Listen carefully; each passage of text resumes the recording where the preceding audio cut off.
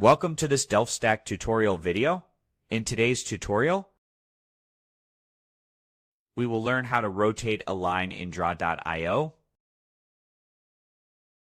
Rotating and adjusting line styles helps improve diagram flow and makes connections clearer. First, open your diagram in Draw.io and click on the line that you want to rotate to select it.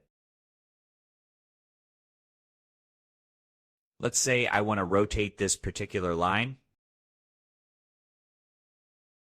After selecting, go to the settings on the right-hand side and open the Style tab.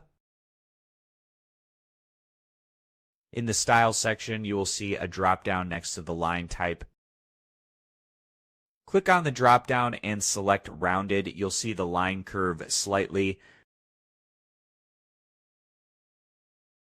For more flexibility, open the drop-down again and select Curved. Once curved, drag the control point on the line to rotate and adjust it to your desired position, and that sets it. We just learned how to rotate and adjust lines in Draw.io using the Style panel and the Curved Line option.